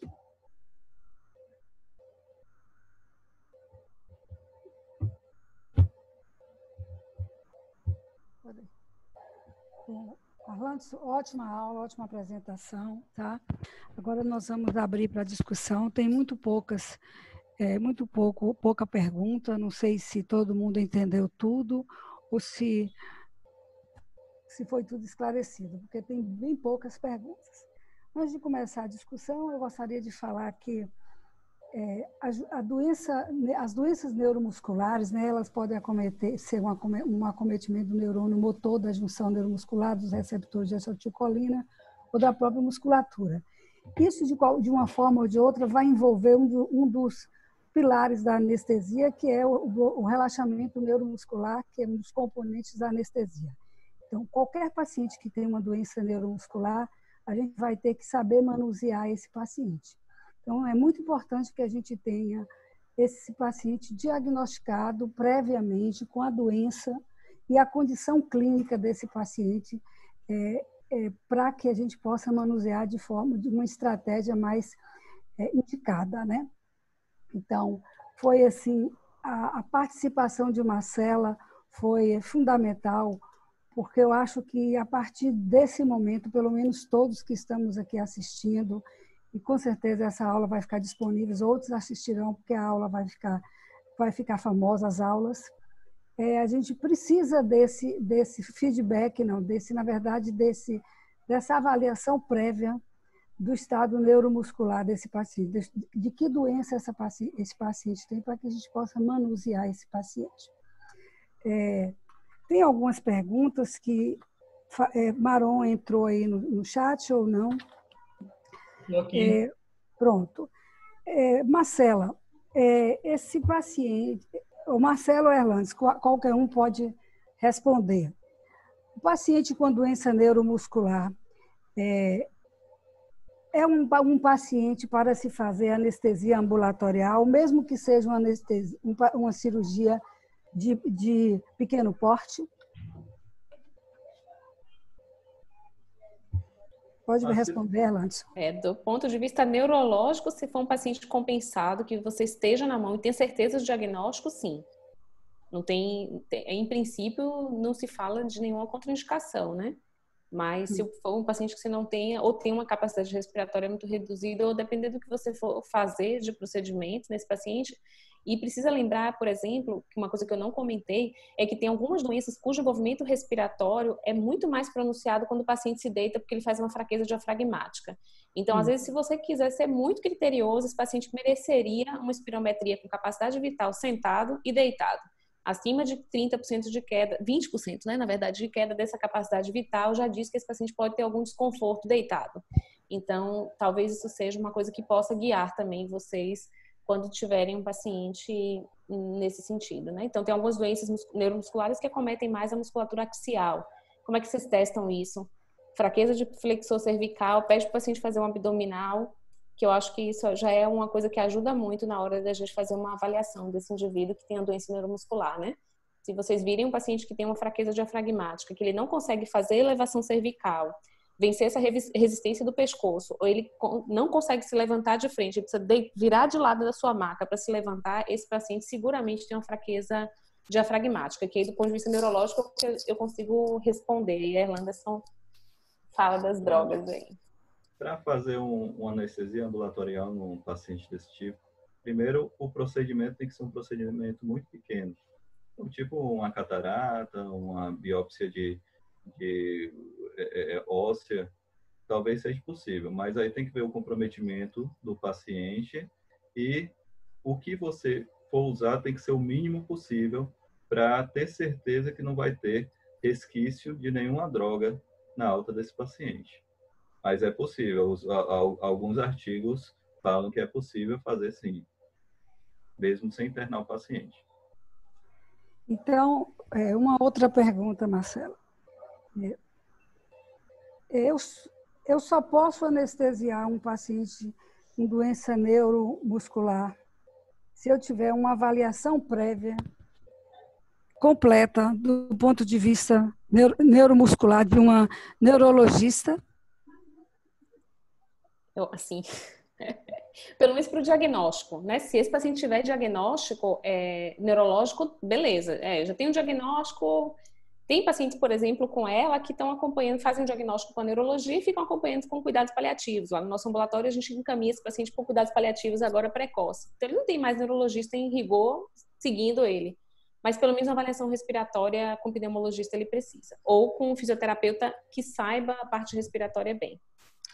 Porque eu estou lhe perguntando isso, assim, porque a gente faz muitas anestesias para pacientes com doença neuromuscular, de gravidades diversas, com escolioses importantes, ou não, ou pé torto, ou luxação de quadril, etc. E a gente viu que todas essas doenças neuromusculares, além do comprometimento respiratório, tem um comprometimento cardiológico. E a maioria, essa é a minha realidade, eu queria que Maron falasse, que é de um outro serviço, a maioria desses pacientes não vem com essa avaliação redonda, arrumada. O paciente chega para a cirurgia, tem isso, vamos fazer isso, eu não tenho avaliação de função bulbar, eu não tenho avaliação respiratória dela, tá?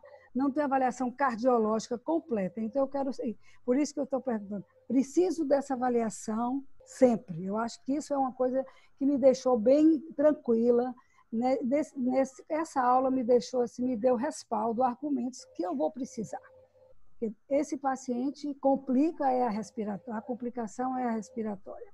Porque o paciente que não tem doença neuromuscular, para você ter uma fadiga muscular, só 70% dos receptores deles precisam ser ocupados por qualquer medicação residual que eu use anestesia para ele ter fragilidade muscular. Mas um paciente com doença neuromuscular, que a gente não sabe quantificar qual é, ele com 10% de receptor ocupado, ele vai ter complicações pós-operatórias, certo? Então, eu acho que a gente precisa, que tem muito residente ligado. Então, acho que essa avaliação precisa ser muito mais criteriosa do que a gente faz no consultório pré-anestésico. Só queria fazer um adendo, vamos dizer assim. Fábio, Erlandson.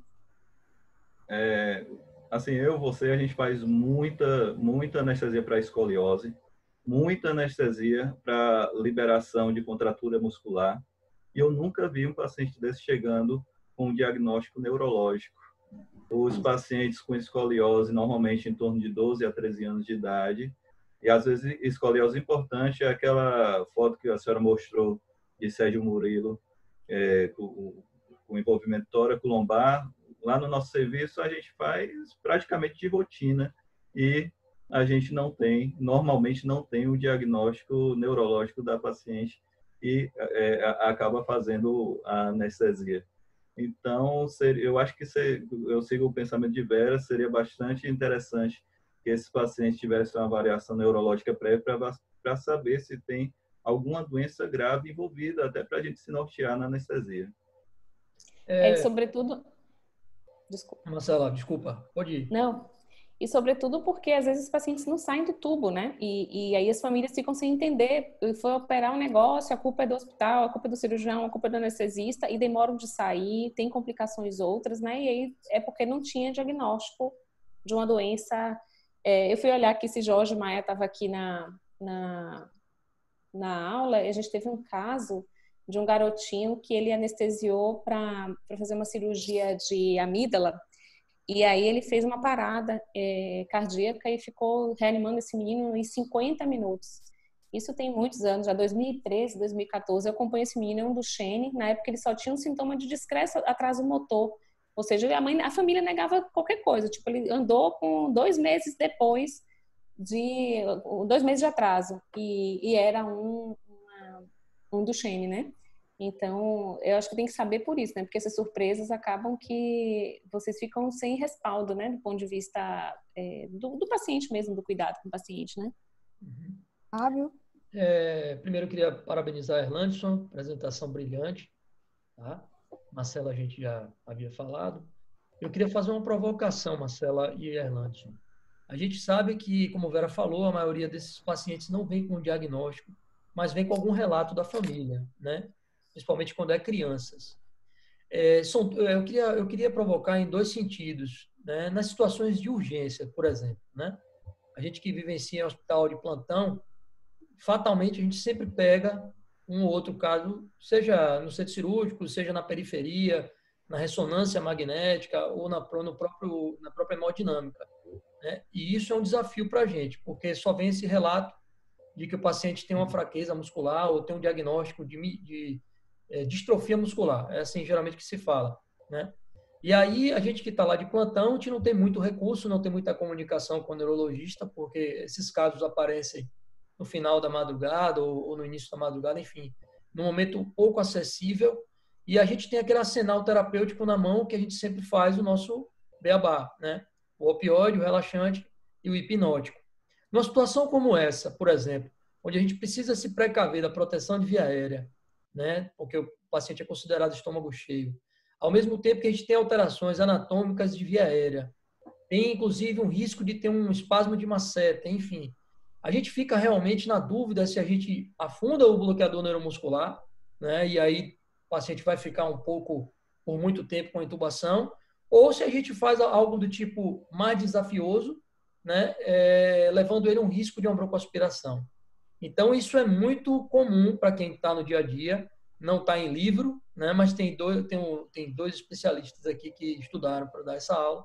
Eu acho que é uma situação provocante e eu acho que com residentes aí, pessoas experientes também, doutor Abelardo, né? Enfim, acho que a gente tem que fazer esse debate um pouco da realidade. Chegou o paciente na emergência, ou no centro cirúrgico, ou na ressonância magnética, a gente precisa fazer um procedimento anestésico, né? A gente abre mão do que a gente viu aí em relação à placa motora, às alterações moleculares e intuba o paciente, como a gente sempre faz, ou a gente predispõe esse risco de uma broncoaspiração, enfim, fazendo uma anestesia diferente do que a gente habitualmente faz.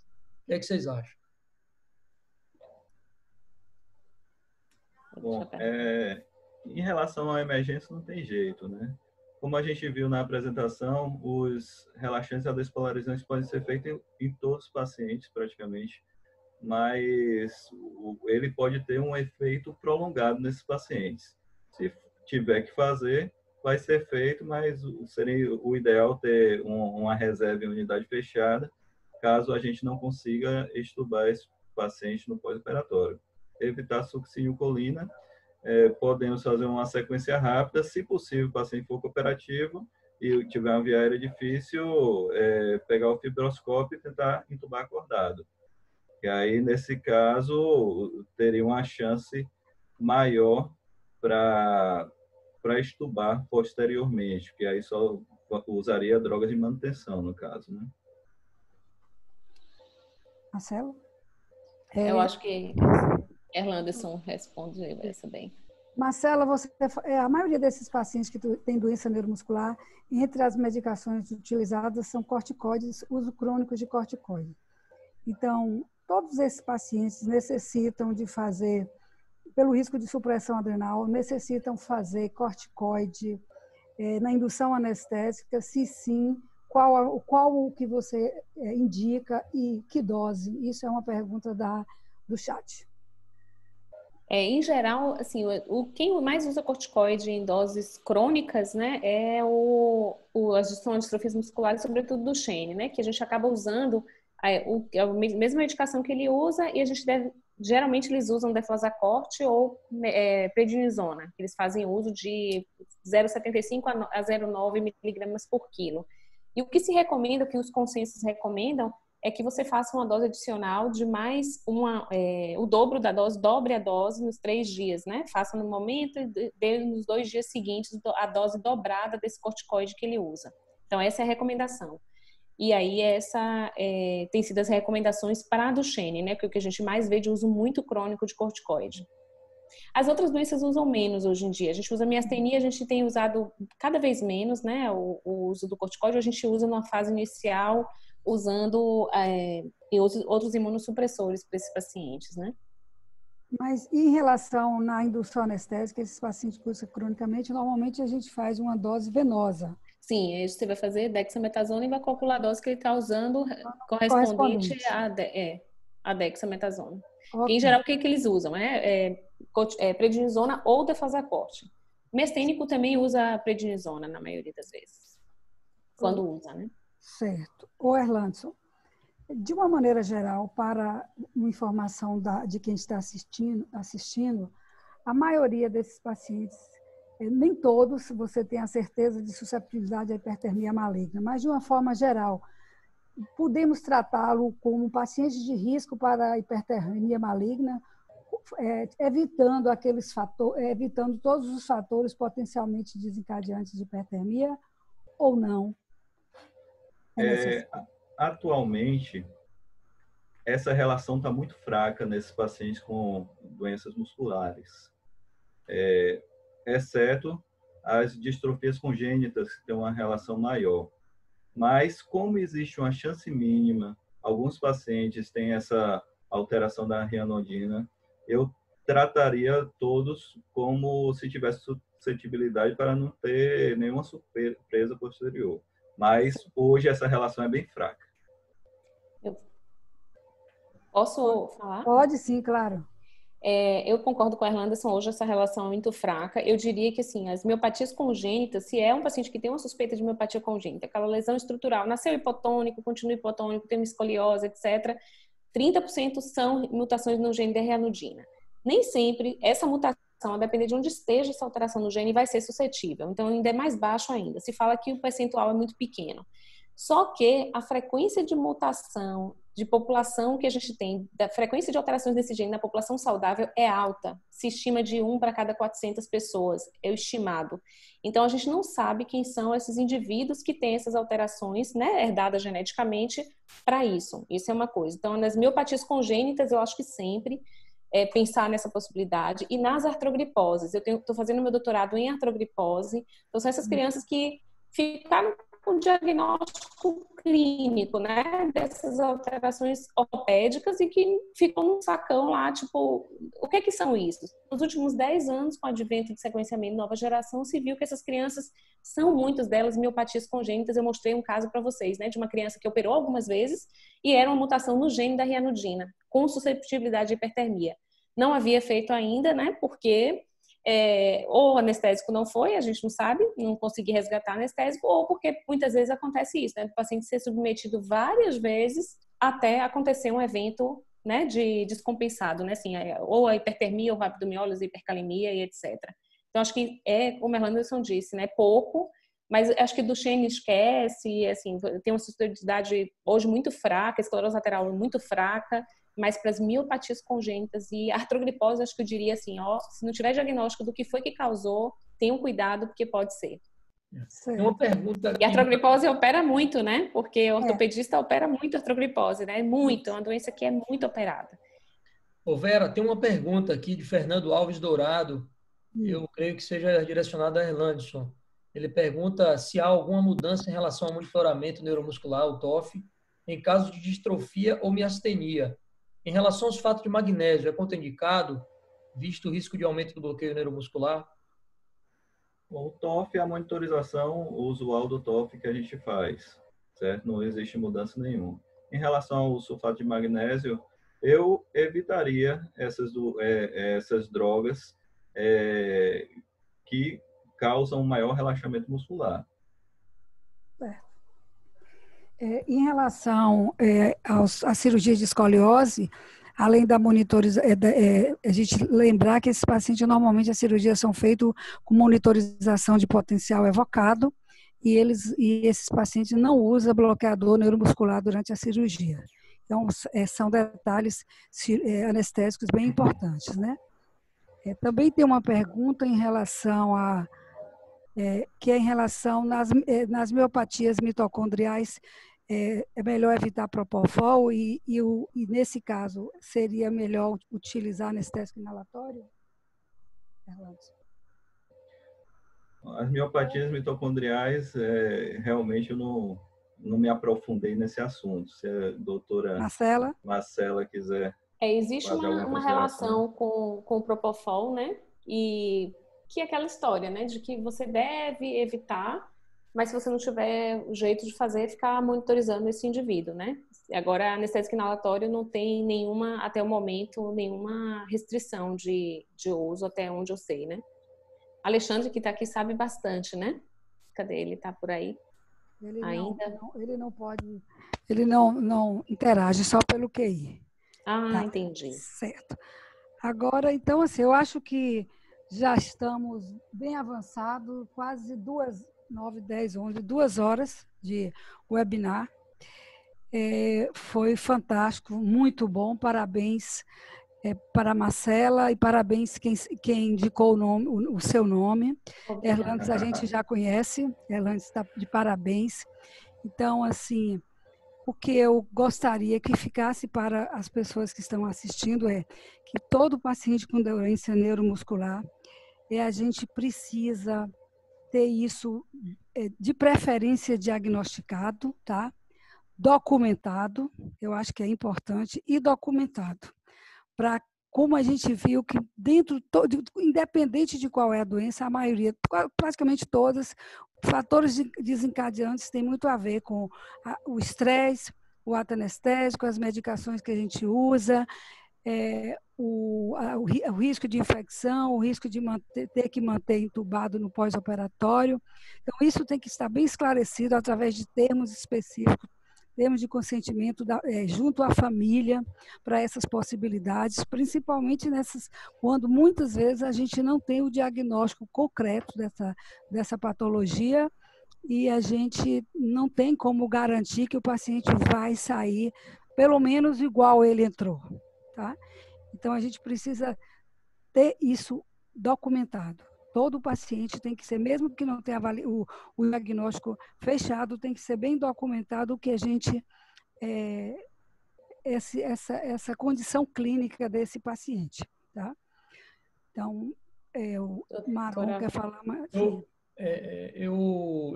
Vera, você foi precisa, né? Eu acho que realmente a gente que faz consultório, isso é muito importante, inclusive porque tem residentes aí que irão ser anestesistas futuramente. Eu acho que essa questão de você lidar com a família, colar no paciente, esclarecer no consultório de anestesia, ou se for numa urgência, chegar e conversar com a família, olhos nos olhos, e dizer que realmente é uma situação diferente, que existe algo que pode ser feito para o benefício do paciente, mas também existe algo imprevisível que pode ocorrer, né? Então, eu acho que essa relação médico-paciente é importante, médico-familiar é importante, e também documentar por escrito em relação aos nossos termos de consentimento, que muitas vezes a gente esquece de colocar esse fato em questão, né? Tá?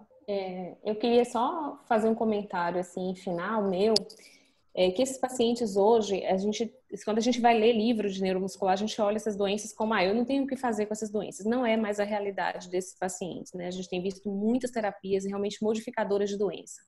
Isso é uma coisa. Segunda coisa é que, assim, muitas vezes esses pacientes são tidos como não tem o que fazer. Tipo, se ele não sair do tubo, ele vai para tráqueo mesmo. Não é verdade, né? Assim, a gente tem que assumir isso, né? De que a gente realmente precisa fazer o melhor por esses pacientes. Eles estão muito organizados hoje, né? Como associações, como grupo de pacientes muito fortes. Então, eles sabem muito da doença deles. Às vezes, eles sabem mais do que o médico que está atendendo eles, né? De tão orientados que eles estão.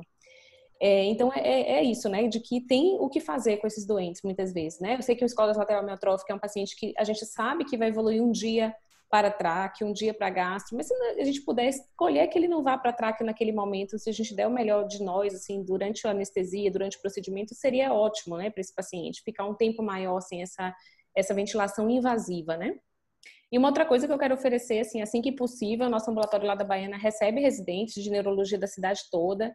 Se vocês quiserem que os residentes vão um dia e vejam como é essa rotina do nosso ambulatório, com a avaliação respiratória que a gente faz, com a avaliação de fono, a gente está super aberto, doutora Vera, eu posso depois deixar os contatos aí, que eu acho que se eles quiserem ouvir, né, ver o que são essas doenças, eu acho que é bacana também, assim, né? Então, a gente está super à disposição aí. Super obrigada pelo convite mesmo, viu? Só gostaria também de agradecer ao convite da SAEB, toda a diretoria, aos nossos participantes aqui do webinar. E muito obrigado mesmo. Esse assunto realmente é muito relevante e muitas vezes a gente não dá a atenção devida que ele merece. Eu queria só deixar um recado, Vera, que Liana acabou de postar, eu acho que todo mundo deve ter visto, mas é bom falar aqui. Inclusive foi foi uma pergunta aqui no QIA, em relação a essa aula, onde é que vai ser disponível, onde é que ela vai estar disponível, né? Então, essa aula foi gravada, como nós falamos no início, e ela vai estar disponível durante a próxima semana no canal Saeb Play, no YouTube. Então, nós temos o canal Saeb Play, você pode acessar via o YouTube, e todos esses seminários que a gente tem feito aqui aos sábados, eles estão disponíveis nesse canal lá no YouTube Saeb Play. Muito obrigado a todos que estão até hoje aqui, até agora, nesse momento, sábado, 10h52 da manhã. Nós temos 46 participantes aqui. Eu agradeço mesmo em nome da SAEB. Vera? Eu gostaria de agradecer, Maron, pela contribuição, Marcela, pela disponibilidade e pela aula maravilhosa. Certamente você terá vários pacientes encaminhados para você. Erlandson, muito obrigado. E aí todos que ficaram até o final, resistiram, agora podem ir tomar sua cerveja, porque hoje é sábado. Tchau, tchau, pessoal. Tchau, obrigada. Obrigado.